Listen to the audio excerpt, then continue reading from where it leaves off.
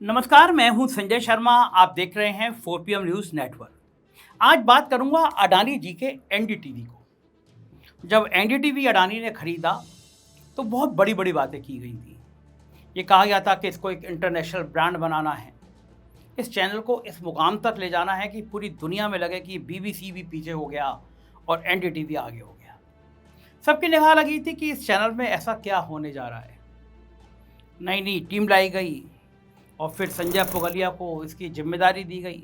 संजय पुगलिया बड़े senior journalist हैं और हमने देखा है उनको, और काफ़ी रिश्ते भी बहुत अच्छे मेंटेन करते हैं।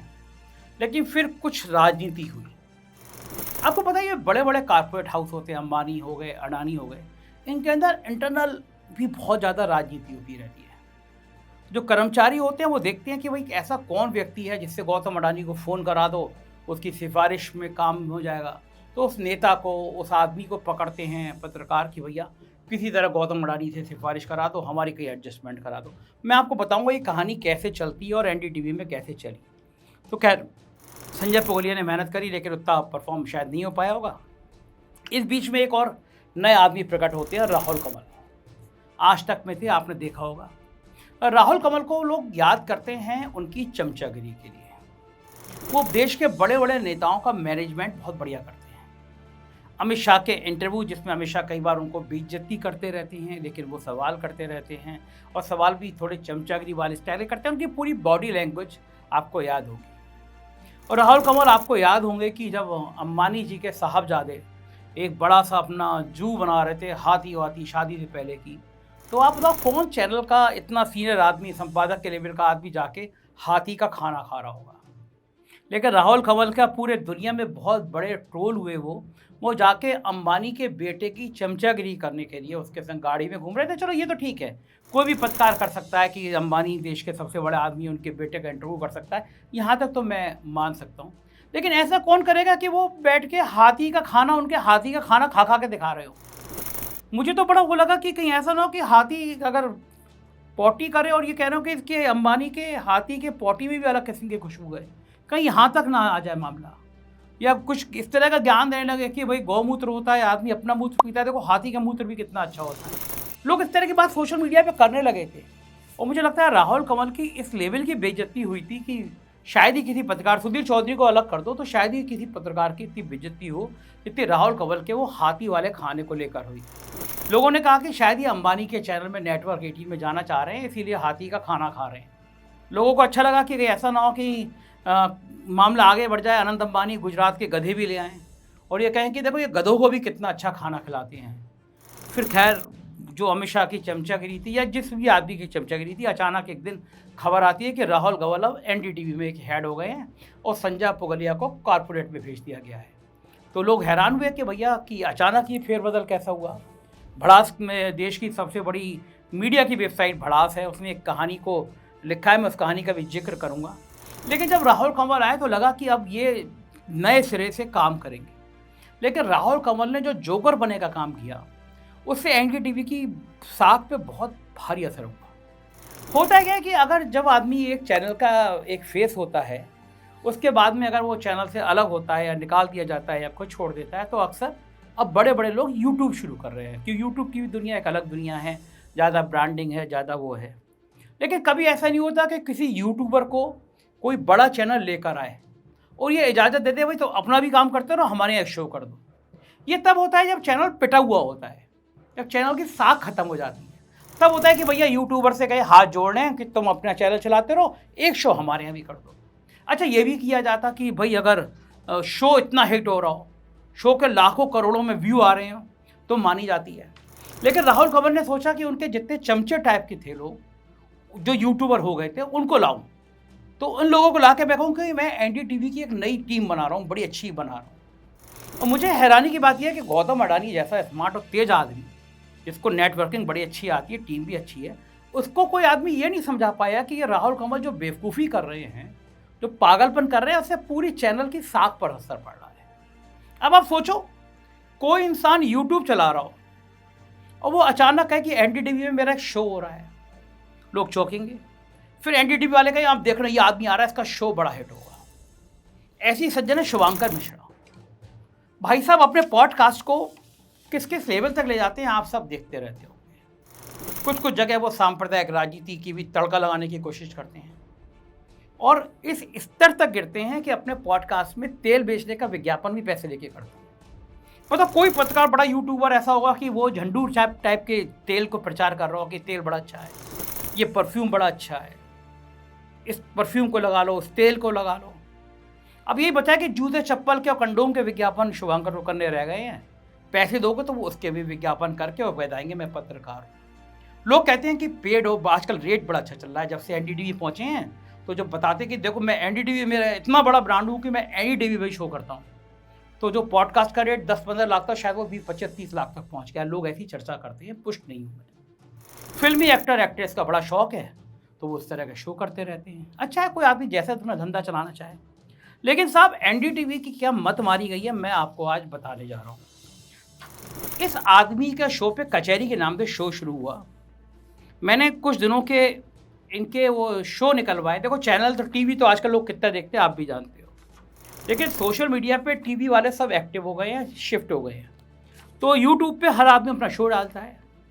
तो जिस शुभांकर को ला के आए थे कि ये साहब लाखों करोड़ों में व्यू जाएंगे, उनके शो का हाल क्या है, उनकी औकात कितनी है, इस चैनल पे मैं आपको बताता हूँ। आप देख रहे होंगे स्क्रीन पे आ रहा है, तालिबान का इंतकाम फूंक डाला पूरा लाहौर। एक दिन पहले का इसमें मेरे जब प्रिंट आउट निकाला मैंने, व्यू आए हैं 9600 यानी 9600 की। मेरे चैनल में कोई आदमी इंटरव्यू देने आता है ना, पहले दिन कोई ट्रेनी भी आदमी शो करता है यूट्यूब पे तो उसके व्यू भी 50,000 जाते हैं।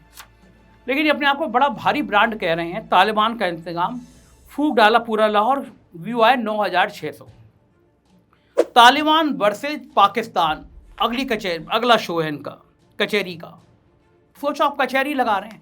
कम से कम अडानी का चैनल हिंदू मुसलमान से बचा हुआ था जब तक संजय पुगलिया थे, लेकिन अब अडानी का चैनल भी अंबानी के चैनल की तरह एंगल बदल रहा है।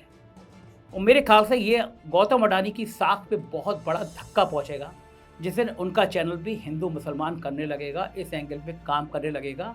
शायद राहुल कमल समझ नहीं रहे हैं कि जिस थाली में बैठे हैं वो उसी में छेद कर रहे हैं।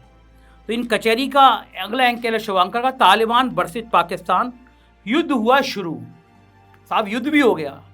एनडीटीवी भी ऐसी फर्जी खबरें चलने लगी और गौतम अडानी को पता ही नहीं कि उनका चल क्या रहा है। तालिबान वर्सेज पाकिस्तान, युद्ध हुआ शुरू। 4 दिन पहले का वीडियो और व्यू आए हैं 6900, 7000 भी नहीं। मेरे ख्याल से एनडीटीवी का कोई टेनी लड़का होगा ना, उससे भी कचहरी करा दोगे तो उसके व्यू भी 15,000 आते। केवल गोरे चेहरे से गुलाबी गालों से व्यू नहीं आया करते। ये अब एनडीटीवी को समझ आना चाहिए। योगी की शपथ बिहार जिताएगी, ये ड्रामा कभी एनडीटीवी में देखा नहीं गया। राहुल कमल बैंड बजा रहे, योगी की शपथ बिहार जिताएगी। 5 दिन में व्यू आए 3500। मैंने माथा ठोक दिया कि गौतम अडानी का चैनल क्या, कोई गौतम अडानी देख नहीं रहे हैं कि उनके चैनल के हाल क्या हो रहा है। प्रेमानंद का जानलेवा हटियो, 6 दिन में व्यू आए हैं 5100। ऑपरेशन इच्छाधारी, आप सोच सकते हैं ये सब लाइनें, ये सब शो एनडीटीवी में चलने लगेंगे। संजय पुगलिया के टाइम में कभी ये शो नहीं चला करते थे। ऑपरेशन इच्छाधारी, 7 दिन में व्यू हैं 6700। बैंड ही बज गई। मानसून का अक्टूबर अटैक, ग्राउंड रिपोर्ट, भाई साहब ने ग्राउंड रिपोर्ट करी है। 8 दिन में व्यू आए हैं 4900। डबल सुसाइड का सबसे बड़ा राज खुल गया, 19 घंटे में 15,000 व्यू। गांजा में जंग खत्म, अब आगे क्या होगा, 1 दिन में 10,000 व्यू। तो क्या पाकिस्तान का नक्शा बदल जाएगा? संत के नाम पर हिंदू और मुसलमान। मैं सोचता था कि गौतम अडानी का चैनल कम से कम बचा हुआ है, लेकिन इस आदमी ने, इस तेल बेचने वाले शुभांकर मिश्रा ने, इस स्प्रे बेचने वाले शुभांकर मिश्रा ने, पैसे लेके पॉडकास्ट करने वाले शुभांकर मिश्रा ने संत के नाम पर हिंदू और मुसलमान भी कचहरी में शुरू कर दिया। और राहुल कमल की आंखों पे पट्टी बंध गई, क्योंकि शायद वो अभी भी हाथी वाला खाना खा रहे हैं। 20 घंटे में 7,700। अयोध्या में 2 धमाकों की इनसाइड स्टोरी, ये सेंसेशनी वाले यूट्यूब, 4 दिन में 7,600 व्यू। तो ये मैंने आपको कुछ इनके कचहरी के शो के व्यू दिखाए। मैं बड़ा हैरान हुआ। गौतम अडानी अगर ये मेरा वीडियो उन तक पहुंचे तो उन्हें सोचना चाहिए कि उनके चैनल पे ये सब हो क्या रहा है, और उनको ये भी सोचना चाहिए कि उनकी जो टीम होगी वो उनको क्यों नहीं बता रही है। मेरे जैसे पत्रकारों को क्या बताने की जरूरत पड़ गई है कि एनडीटीवी पे हिंदू मुसलमान शुरू हो गया, जो कभी होता नहीं था। तो इस तरह के फालतू के अगर यूट्यूबर्स को जो पैसे लेके पॉडकास्ट करते हैं अपने चैनल पे लाओगे तो ये सब तो होना ही है। और चैनल के बैंड देखो, अगर ऐसा यूट्यूबर के व्यू 6,000 7,000 आएंगे तो चैनल की औकात क्या रह जाएगी। देश की एक बहुत बड़ी मीडिया की वेबसाइट है भड़ास फॉर मीडिया, यशवंत सिंह चलाते हैं, और शायद देश का कोई ही बड़ा मीडिया हाउस ऐसा होगा जिसके पत्रकार भड़ास को पढ़ते ना हो। उन्होंने खबर लगाई थी, मैं पूरी खबर आपको पढ़ के सुनाता हूँ, आपको समझ में आ जाएगा कहानी चल क्या रही है। उस खबर में लिखा है कि एनडीटीवी में हुए फेरबदल को लोग आज भी याद करते हैं। सबसे बड़ा सवाल यह है कि आखिर संजय पुगलिया जैसे वरिष्ठ और सम्मानित पत्रकार को क्यों साइडलाइन किया गया और कैसे अचानक राहुल कंवल शीर्ष पर पहुंच गए। क्या ये केवल प्रबंधन का फैसला था या फिर किसी अंदरूनी रणनीति का हिस्सा।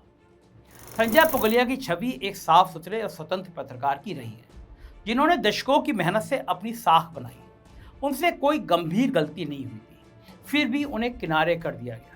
चर्चा यही बताती है कि भारतीय टीवी न्यूज मीडिया के न्यूज रूम में एक ऐसा चेहरा था जिसने नेताओं की निकटता को ही सीढ़ी बना लिया था, और वो था नाम राहुल कंवल। मैंने आपको पहले ही बताया कि नेताओं की चमचागिरी करने में राहुल कंवल का कोई जोड़ नहीं है, और शायद अमित शाह तक वो पहुंचे और सिफारिश भी लगवाई, ऐसी चर्चा है। क्या कंवल की ताकत उनकी पत्रकारिता थी? आलोचक मानते हैं बिल्कुल नहीं। उनकी असली ताकत सत्ता के गलियारों में घूमना, नेताओं के करीब दिखना और हर मौके पर सहमति जताना रही है। यही वजह है कि उनकी छवि लगातार आलोचना के घेरे में रही है। मीडिया जगत में यहाँ तक कहा जाता है कि राहुल कंवल न्यूज से ज़्यादा राजनीति की गलियों में दिखाई देते हैं। प्रबंधन को भी शायद यही संदेश दिया गया कि चैनल को नए दौर के लिए एक ऐसा चेहरा चाहिए जो सत्ता के साथ कदम मिलाकर चले। नतीजा सबके सामने है। पुगलिया हाशिए पर धकेल दिए गए और कंवल कुर्सी पर बैठ गए। लोग इसे प्रमोशन नहीं बल्कि एक योजनाबद्ध रणनीति मानते हैं। वरिष्ठ पत्रकार को न्यूज रूम से दूर रहकर सत्ता हितैषी चेहरे को जगह दी गई, परंतु आलोचक मानते हैं कि इस पूरे खेल से राहुल कंवल की छवि मजबूत नहीं हुई बल्कि और कमजोर पड़ गई। गंभीर पत्रकारिता की सूची में उनका नाम पीछे छूटता जा रहा है और उनकी पहचान सिर्फ सत्ता के निकट पत्रकार के रूप में बन रही है। जाहिर है, जब हाथी का खाना खाओगे, अंबानी के हाथी का खाना खाओगे तो ऐसी बनेगी। एनडीटीवी में आने के बाद राहुल कंवल दूसरे चैनलों से अपने करीबियों और शिष्यों को डबल ट्रिपल सैलरी पर लगातार लाकर भरते जा रहे हैं। मैंने बताई आपको वीडियो में, एक तेल बेचने वाले को ले आए। इसका खामियाजा एनडीटीवी के पुराने लोगों को उठाना पड़ रहा है। उनकी नौकरी बिना किसी गलती के जा रही है। एनडीटीवी में इस व्यापक फेरबदल से एनडीटीवी का कितना कल्याण हुआ? 0। टीआरपी में एनडीटीवी 12वें पायदान पर है। जब ये खबर छपी थी तो 12वें पायदान पर था। निर्मला सीतारमण जीएसटी चेंज के बाद सबसे पहले लाइव आज तक पर आती है। एनडीटीवी को सत्ता प्रतिष्ठान वाले भी नहीं पूछ रहे। वो कहावत है ना कि ना माया मिली न राम। राहुल कंवल आए थे बड़े जोर शोर के संग, लेकिन चैनल की बैंड बजा गए। अब बड़ा सवाल यह है कि क्या और यूट्यूबर जिनके चर्चित नाम है वो एनडीटीवी में आया करेंगे, या एनडीटीवी में विशुद्ध पत्रकार आएंगे जो पत्रकारिता करें, अपना तेल बेचने, स्प्रे बेचने का काम घर पे करें, अपने चैनल पे करें। एनडीटीवी में वही लाएं जो बिना पैसे के पॉडकास्ट करते हों, बिना पैसे के खबर पढ़ते हों। कम से कम साख तो बची रहेगी। और चैनल की ऐसी क्या मजबूरी बन गई कि वो ऐसे यूट्यूबर को ला रहा है कि अपना काम भी करते रहिए, एक हमारे यहाँ शो कर दीजिए, मानो गिड़गिड़ा रहा हो। मुझे लगता है एनडीटीवी की साख थी कि वो उसके यहाँ हिंदू मुसलमान के दंगे नहीं होते, बवाल नहीं होता, वो धीरे धीरे शुरू हो रहा है। शायद गौतम अडानी को समझ आए तो कुछ सुधार हो, वरना एनडीटीवी की भी बैंड बजना तय है अगर राहुल कंवल जैसे लोगों के हाथों में सत्ता रहती है और उनके दिमाग में हाथी का खाना या गोबर जो भी हो आप समझो वो रहता है। कैसी लगी ये खबर आप जरूर बताइएगा। चैनल को सब्सक्राइब और ज्वाइन करिएगा। दोस्तों को शेयर करना ना भूलिएगा। Thank you.